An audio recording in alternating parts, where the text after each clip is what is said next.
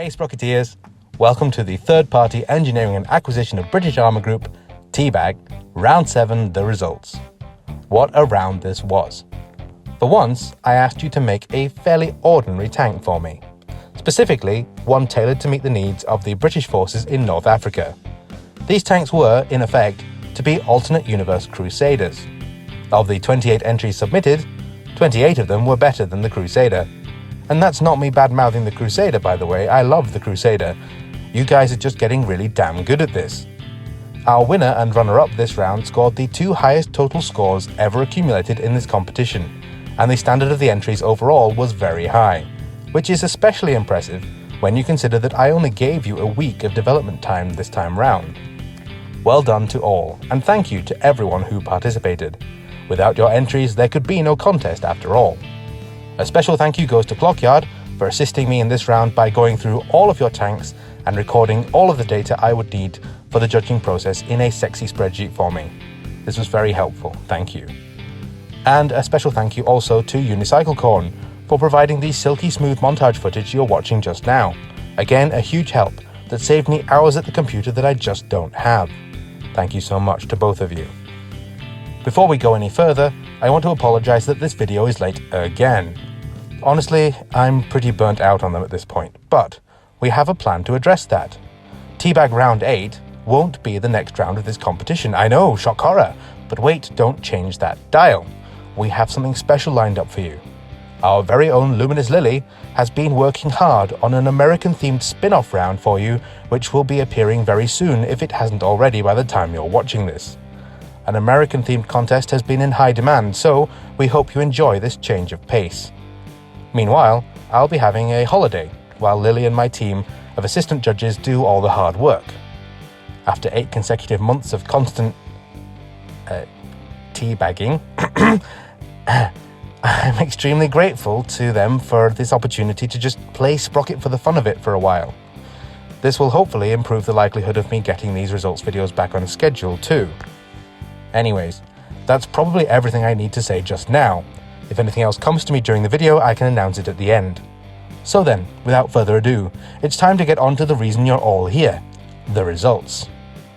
They say that it wouldn't be a T.E.A.B.A.G results video if it didn't start with the sales pitch category. And to them I say, fuck off, it's my competition, I'll do whatever the hell I want. Or I would if I didn't have a morbid fear of conflict, so instead I'll just opt for the passive-aggressive option and get the ball rolling with the Proving Grounds category. This round, the Proving Grounds returned to something more akin to its original format, except that the inclusion of top speed, which has been moved over from specification criteria because, honestly, it just makes more sense being in mobility, and the obstacle climbing challenge. Here are the top 5 mobile machines. In 5th, it's the T1A1 Lawrence by F. Cave Troll. In 4th, the TB71 by Albino Creeper. 3rd place belongs to the XET7 by Joseph O'Halloran. Silver medal position goes to the KTP Mark II-E by Pedro1_1. And the mobility category winner is the Chevalier by... oh, not again. Aligmanen.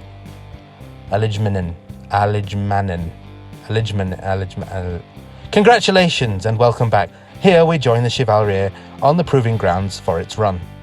With a total score in this category of 9.5 out of 10, the Chevalier proved to be a very capable machine. A rare example of a properly set up twin transmission, I have to admit. While I generally hate them, if they're set up well enough that, well, I don't notice that it's a twin transmission, then they are indeed pretty sweet. So the Chevalier gains a point for neutral steering and a point for cornering, a rare combination, and one of the few ways to pull ahead of the other front runners in this particular category. The Chevalier went 3 for 3 on trench crossing, but was actually only average at hill climbing. That said, it was not only capable of crossing all of the bumps, but it did so without turning its crew into scrambled eggs, which is always a plus and worth a bonus point. No tank was capable of climbing a step higher than 0.5 meters, and I was only testing up to 0.75 anyway, so the Chevalier is top equal here.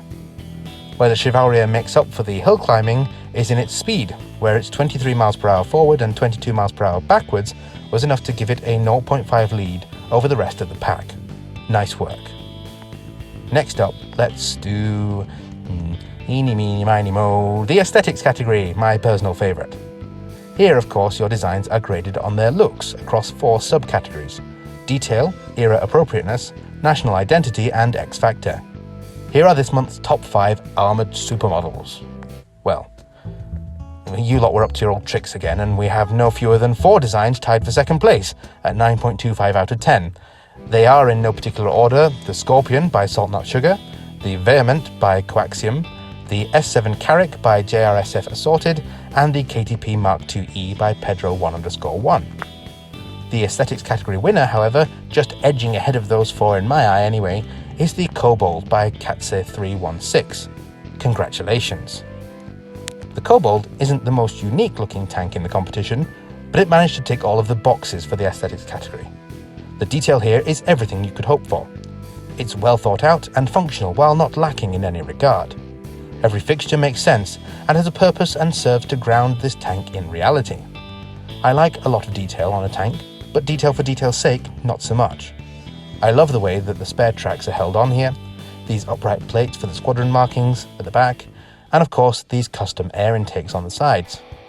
Speaking of detail, this tank scores points for its accurate British markings in both the detail subcategory and the national identity subcategory. The rivets, track type, mantlet, and overall shape also really help in this regard. Hand in hand with many of these features comes an excellent score for era appropriateness too, as the general Valentine-esque look is of course very early war in style. Finally, the Kobold gets a 9 for X Factor. As we said, it's not the very most novel design out there, but it gets points for the brave choice of the bogies, and of course for all the little touches we, touched upon while talking about the details. A really nice and appropriate looking tank all round, and deserving of a 9.5 out of 10 and the category win. Next category please. Ah yes, now the sales pitch category. As ever, the aim of the game here is to sell your tanks to the War Office as the best option for the British Army at that particular point in the war. Your pitches are graded on their salesmanship, included images, level of detail, and how in character they are. The 5 most persuasive pitches are as follows. In 5th, the DSCV Scud by Terianis. 4th place belongs to the Scorpion by Salt Not Sugar. In 3rd, the Cavalcader by Comic79. And 2nd place goes to the KTP-Mark2E by Pedro1_1. The category winner, however, is the A82 Cavalier by Luminous Lily. What can we say about Luminous Lily's pitches that has not already been said? Well, in this case, we actually do need to talk about the relative lack of a framing narrative. Lily is renowned for being the pioneer of the narrative pitch after all, yet, for reasons outside of her control, there was no time for a framing narrative this round. While this might be something that Lily regrets, I do not. Not that I don't enjoy her stories, I very much do, and any opportunity missed to make Caitlin Cogsworth squirm is a tragedy. However, I have long wanted to reassure you all that you don't have to be a novelist to win the pitches category, and while Lily is still on top and that seems to thwart my argument off the bat, this pitch actually serves to illustrate my point. Because we still benefit from all the characterization of Valkyrie Motorworks, its 2 leading ladies, its logo, its design language, the priorities it has, even though we are launched straight into the pitch, which, as I've tried to say before, is the only part that you're actually being graded on. A framing narrative is a luxury and not an essential. As Annette and Caitlin play off one another through this pitch, more and more detail about the inner workings and ergonomics of the Cavalier are revealed beyond what the game UI can tell you, in an animated and engaging way, such as that I had to actually read it twice to really realise that it deserved top marks for detail. Of course, a good stats table always helps. Lily's characters have their personality quirks too, but the inability to sell you a tank is not among them.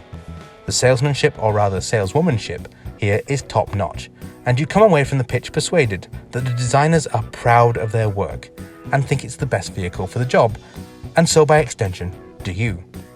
Finally, Lily's pictures are always her weakest area and persistently prevent her from a 10 out of 10 in this subcategory, but they are always well framed, plentiful, and augmented by the company logo and other elements. This time, however, they do achieve that 10 out of 10 for the photo edit of Annette sitting on the side bench of an A82, Well done, Luminous Lily, on this category win. And the fourth and final category contested was the Specification Criteria Exceeded category. As well as being a mouthful to say, this category is both the most pure in terms of its fidelity to the challenge laid down in the specification, and the one that most often plays kingmaker, and so it's entirely fitting for it to come last. Here are the top 5 by the numbers. In at 5, the DSCV Scud by Terrianis. In 4th, the Cactus P2 by Speedy Boy. The bronze medal goes to the Kit Fox Mark 1 875 by Portucaro. Runner-up in this category is the A82 Cavalier by Luminous Lily, and the Specification Criteria category winner is the KTP Mark IIe by Pedro1_1. Our T.E.A.B.A.G 1 champion returns to the spotlight with this eminently capable entry, which scored very highly in every category and secured the win in Specification Criteria. Mounting the M2 gun as the KTP does was the right choice in terms of logistics, and it being a balanced and effective main gun for a tank of that era. This had earned you a bonus point. The dedicated radio operator was worth 2 more bonus points. Pedro's design has 800 litres of internal fuel, which is plentiful, though not best in class, but managed to max out the available points for ammunition count. Add to that its excellent gun depression of almost 15 degrees, and an incredible armour profile that would make an infantry tank blush, with approximately 150mm across the whole front of the vehicle, and you have a recipe to pick up plenty of points in this category. It's difficult to suggest what could have been done to improve such a design, but it's worth mentioning that this design would probably have scored even higher if it weren't for the fact that we noticed that it had been built around the wrong engine, due to a misread or a typo of the cylinder displacement. What you're looking at then is the version with the correct engine swapped in for fairness' sake. So it's not even optimized to this engine, and yet still manages to come out on top in Specification Criteria Exceeded, which only speaks to how impressive Pedro1_1's work on this design actually was. Now, before I announce the winner and runner-up of round 7, we need to find out who is occupying the rest of the top 5 spots overall. In 5th overall then, the Cavalcader by Comic79. In 4th place, the A82 Cavalier by Luminous Lily. The bronze medal goes to the KTP Mark IIe by Pedro1_1.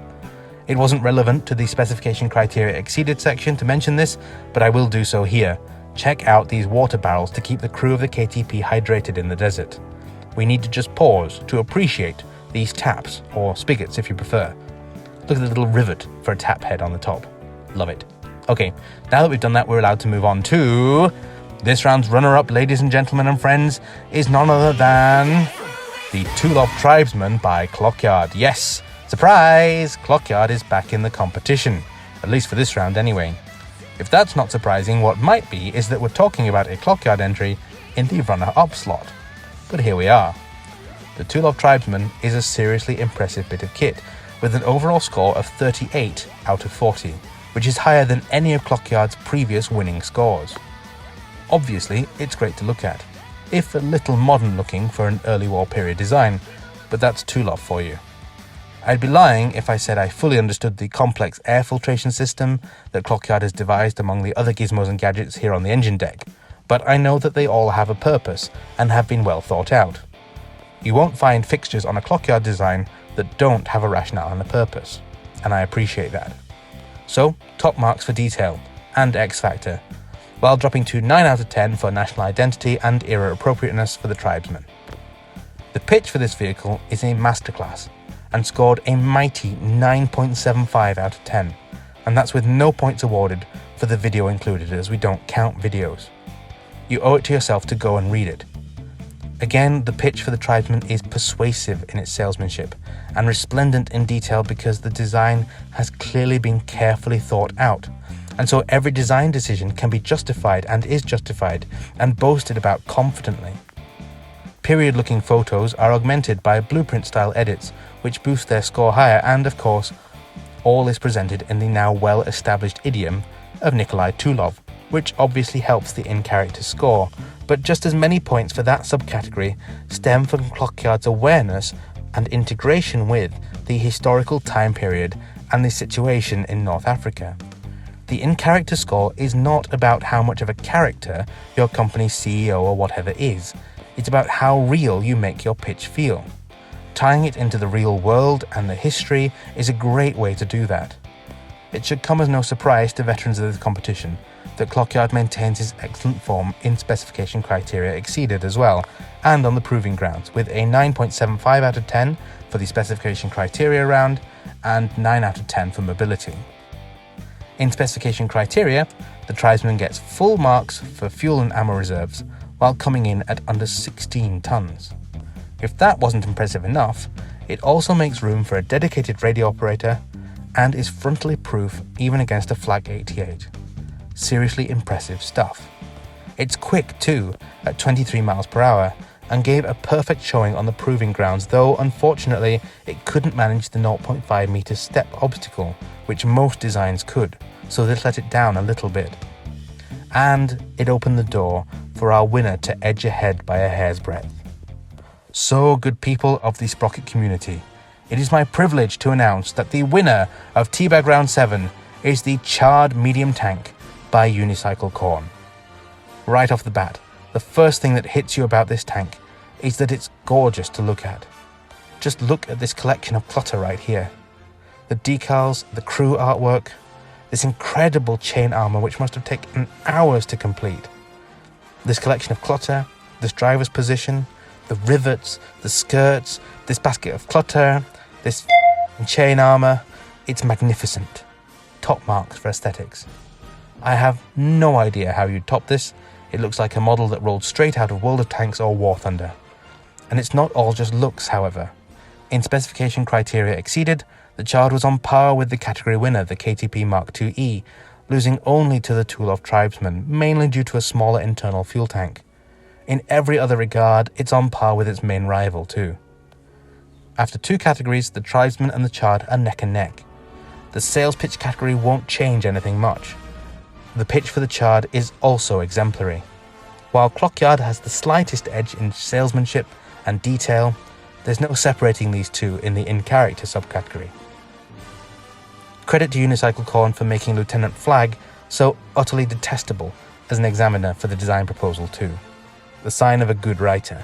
Where Unicycle Corn's pitch really shines, however, is in the images, which have everything that you would want, as well as a failed prototype and photo edits which include crew photoshopped in, which are always my favourite thing.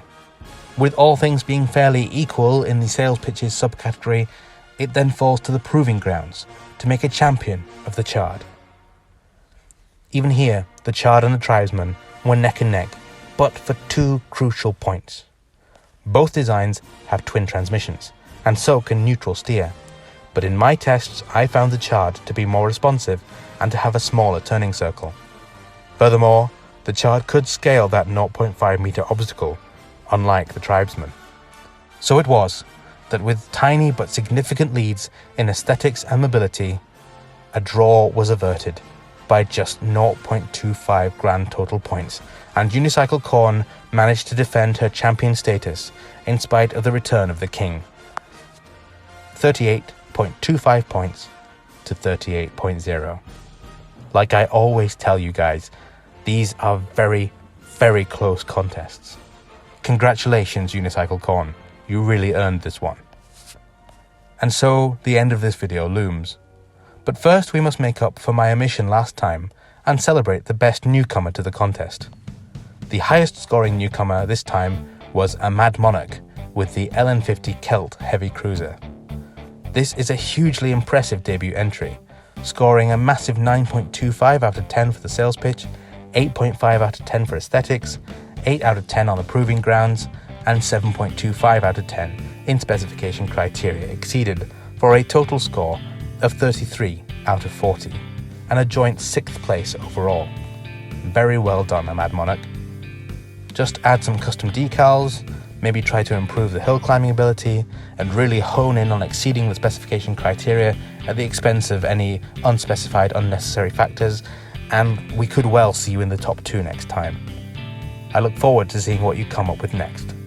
Congratulations, Mad Monarch, on being the best newcomer this round. You get this delightfully tacky best newcomer trophy. Finally, before we close this video, it remains to honourably mention our honourable mention. and this round Salt Not Sugar's Scorpion design has the honour of being mentioned for the dubious honour of being the most intense casualty of loading it in without the custom decals and camo installed. Just look at this madness. My eyes! Respect to Salt Not Sugar for all the effort on those decals. Here is what the tank should look like. And a mighty fine looking machine it is too, if a bit pantherish. Anyway, with that the time has come to bid you and this video farewell. Thanks again to everyone who took part and helped out. And do please look out for the next round, which will be the American themed coffee spin-off, led by Luminous Lily. I'll see you back in 1941 for the next round of T.E.A.B.A.G when coffee is concluded. Until then, take care out there.